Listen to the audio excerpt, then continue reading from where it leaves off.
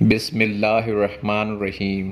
السلام علیکم ناظرین، آپ دیکھ رہے ہیں یوٹیوب چینل فیکٹس وتھ فتح۔ اگر آپ چینل پہ نئے ہیں تو چینل کو سبسکرائب کیجئے، ویڈیو اگر پسند آئے تو اس کو لائک اور شیئر کیجئے۔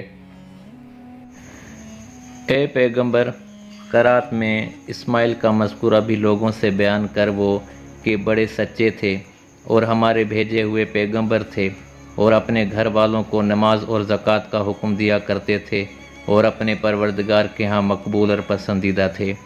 آپ حضرت ابراہیم کے فرزند ارجمند اور حضرت اسحاق کے بڑے بھائی تھے۔ آپ کی والدہ کا نام بی بی ہاجرہ تھا، جنہیں عبرانی زبان میں ہاگاز بھی کہا جاتا ہے۔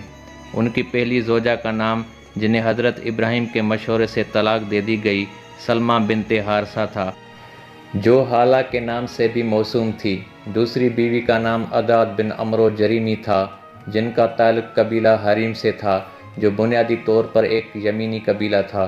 حضرت اسماعیل حضرت ہاجرہ کے بطن سے پیدا ہوئے، جو حضرت ابراہیم کی دوسری زوجہ تھی، جن کا تعلق مصر کے حکمران قبیلے سے تھا، جبکہ پہلی بیوی حضرت سارہ تھی، جو آتش نمرود کے سرد ہونے کے واقعے کے بعد سب سے پہلے آپ پر ایمان لائیں اور ہجرت کے وقت آپ کے دکھ سکھ میں شامل تھیں۔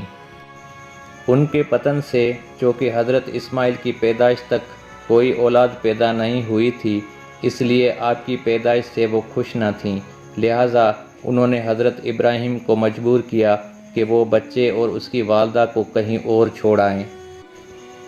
یہ حکم ربی بھی تھا، لہٰذا مشیت ایزدی کے آگے سر جھکاتے ہوئے حضرت ابراہیم اپنے بیٹے اسماعیل اور ان کی والدہ حضرت بی بی ہاجرہ کو عرب کے ایک ایسے بے آب و گیا مقام پر چھوڑ کر واپس آ گئے جہاں آج شہر مکہ آباد ہے۔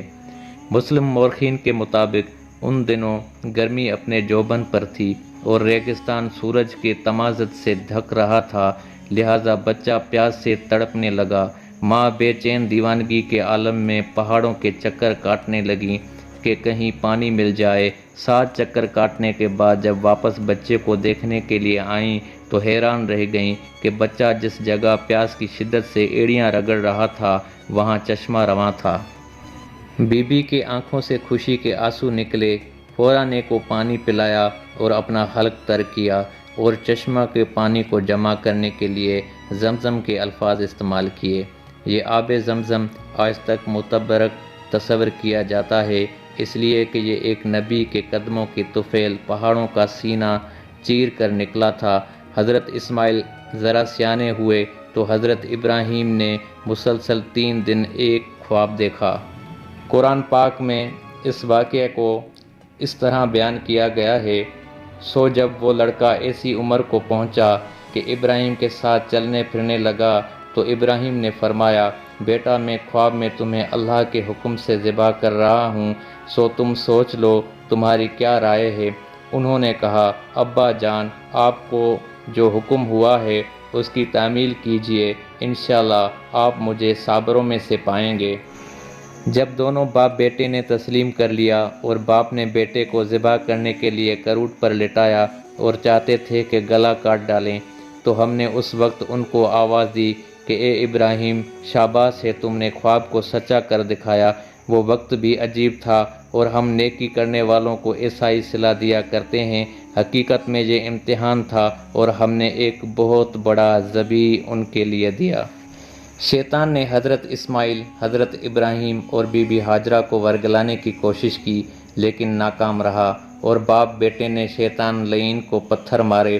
جس جگہ انہوں نے شیطان کو پتھر مارے تھے، آج بھی اس جگہ حج کے وقت شیطان کو پتھر مارے جاتے ہیں۔ حضرت اسماعیل کو چونکہ منع کے مقام پر ذبح کرنے کے لیے لٹایا گیا تھا، اس جگہ مسلمان قربانی دیتے آ رہے ہیں اور قیامت تک دیتے رہیں گے۔ حضرت ابراہیم نے حضرت اسماعیل سے مل کر خانہ کعبہ کی تعمیر فرمایا۔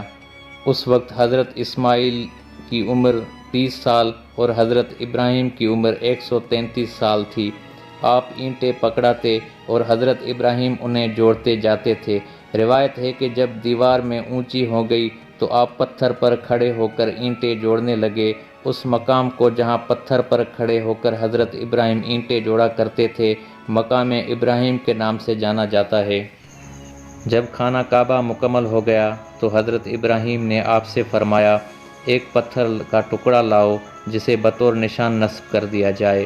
چنانچہ حضرت اسماعیل ایک کالا پتھر تلاش کر کے لائے جسے حجر اسود کہا جاتا ہے۔ یہ ٹکڑا آج بھی امتیاز کا نشان مانا جاتا ہے اور ہر سال لاکھوں حاجی اسے بوسہ دیتے ہیں۔ حضرت اسماعیل قبیلہ بنی جرہم میں پلے بڑھے اور جوان ہوئے۔ آپ کو عربی، آرامی اور قطبی زبانوں میں عبور حاصل تھا۔ بائبل کے مطابق آپ نے 137 برس کی عمر میں انتقال فرمایا۔